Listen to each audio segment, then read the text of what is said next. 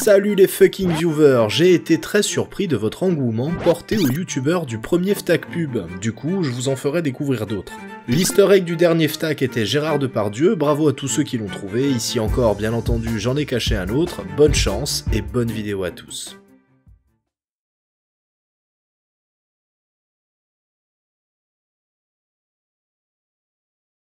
Notre histoire commence à Lakeview dans l'Iowa, des champs de céréales à perte de vue, et au milieu une merveilleuse petite ville. C'est ici, en 1973, que notre héros, Alvin Strait, s'y installa avec sa famille afin de pouvoir travailler comme ouvrier agricole. Sa femme, Frances Beck, lui avait donné de beaux enfants, 5 fils et 2 filles. Ils s'étaient rencontrés dans leur ville natale, Scobey, dans le Montana, peu de temps avant la Seconde Guerre mondiale. Mais il fallut attendre que celle-ci se termine avant qu'ils puissent se marier, car Alvin était soldat et avait été appelé à combattre. Faisons un bond dans le temps. Nous sommes désormais en 1994 et Alvin a 73 ans. Sa femme est décédée, ses enfants font leur vie loin, et seule sa dernière fille vit avec lui. Strait était à la retraite depuis quelques années déjà. Sa carrière dans l'agriculture avait tout de même laissé des traces. Il était handicapé des hanches et devait se déplacer avec une canne. Mais notre homme, malgré cela, ne se laissant pas abattre, une petite routine de vieillard entre guillemets avait pris place. Tondre la pelouse, jardiner, aller embêter sa voisine qui peaufine son bronzage en mangeant des pâtisseries tout en sirotant des cocktails, et chaque après-midi retrouver ses amis au bar du coin de la rue. Au début du mois de juin, Alvin était en retard à ce fameux rendez-vous quotidien. Ses amis s'inquiétant, lui qui ne les abandonnait jamais, décide d'aller le chercher. Ce serait Bud qui s'y collera. À son arrivée dans la modeste maison de Strait, Bud voit son ami couché sur le sol. Alvin était tombé et ne pouvait plus se relever. Après un petit moment de panique, sa fille arrivant repartit aussitôt avec son père direction le petit centre de médecine de la ville. Le résultat était tombé. Déjà qu'Alvin ne voyait plus grand-chose, que sa hanche faisait des siennes, le voici désormais obligé de marcher avec une deuxième canne. Dans son malheur, Strait trouvait toujours quand même quelques petits moments de plaisir. Comme s'allumer un bon cigare sur sa tondeuse à gazon, les parfums du tabac se mêlant à l'odeur de l'herbe fraîchement coupée. Début juillet, sa nouvelle routine sera très vite interrompue par un appel de son neveu. Alvin avait un frère, plus vieux, de 7 ans, avec qui il ne se parlait plus depuis une dizaine d'années. Henry, son frère, avait été victime d'un accident vasculaire cérébral. Strait ne disait rien, mais au fond de lui, était bouleversé par cette nouvelle. Malgré sa fierté, ne pouvait pas laisser son frère seul. Même si les discordes passées étaient là, il devait le voir. Mais comment faire ? Sans permis, impossible à son âge, avec sa vue et handicap, de le passer. Fier et refusant qu'on le conduise, il se devait de trouver un plan. Sans rien dire à personne, il se mit au travail, et voici que 3 jours plus tard, avec uniquement du bric-à-brac, une remorque était construite. Le plan était simple, il se rendrait chez son frère, à 600 km de là, à Blue River, dans le Wisconsin, avec sa tondeuse et comme abri cette fameuse remorque.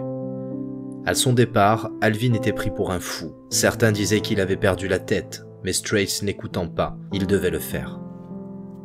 Cela fait maintenant 3 jours que notre retraité sillonne les routes, mais au 4e sa monture le lâchera. Il sera contraint d'abandonner et sera reconduit chez lui par une âme charitable.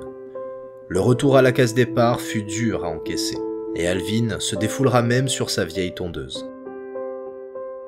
Quelques jours plus tard, avec sa petite pension, s'en offrira une autre d'occasion. Pour un montant de 325 $, Alvin était désormais propriétaire d'une John Deere de 1966, et avec elle, son périple allait enfin pouvoir commencer. Au petit matin, sous le regard ému de sa fille, Strait, cette fois-ci mieux préparé, reprit la route. Dans sa remorque, assez de bidons d'essence pour le voyage, de la nourriture, des outils, une chaise et un petit coin pour dormir.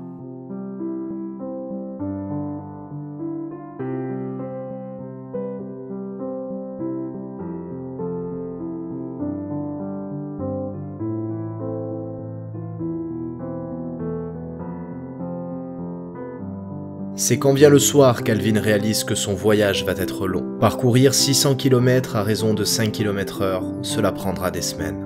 Au coin du feu, il peut se perdre dans ses pensées. Comment réagira son frère? Est-ce que sa fille ne s'inquiète pas trop pour lui? Va-t-il y arriver? Autant de questions qui restent sans réponse. Mais Strait est un optimiste né, rien ne pourrait l'arrêter.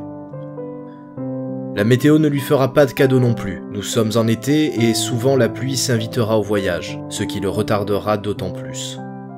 Alvin y voyait en cela des épreuves, chacune devrait être passée. De toute façon, il n'avait plus le choix, il devait continuer.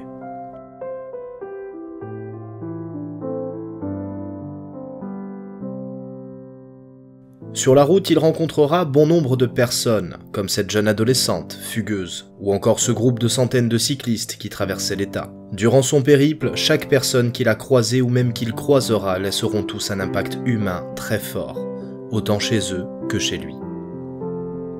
Les jours passent et Alvin touche bientôt au but, mais tout s'accélère. C'est en pleine descente que ses freins lâchent. Heureusement, il parvient à s'arrêter. Sa pauvre tondeuse était à bout. Au premier coup d'œil, les freins, mais plusieurs pièces avaient rendu l'âme. Il semblerait bel et bien que son voyage touche à sa fin. Le verdict était tombé. Le coût des réparations était de 250 $. Alvin, n'ayant pas cet argent, campera pendant près d'une semaine en attendant son chèque de la sécurité sociale pour payer les frais. Sa monture était enfin d'aplomb, il peut reprendre la route. Plus qu'un pont à traverser et enfin il rejoindra son frère. Arrivé à Blue River, son trac était monté. Alvin n'avait plus bu une goutte d'alcool depuis 20 ans, mais il devait faire un arrêt, faire redescendre la pression. Il en profitera pour demander son chemin au barman et reprendra la route. Enfin, nous y sommes presque. Le voyage aura duré plus de 6 semaines. Et c'est un vieil homme fatigué qui arrive devant cette petite maison en friche. Son frère était là, se tenant devant lui. 10 ans étaient passés. Dans un silence commun, les deux hommes s'asseyèrent. Et désolé, chers viewers, si ici je vous laisse comme ça, mais eux seuls connaissent la véritable fin de cette histoire.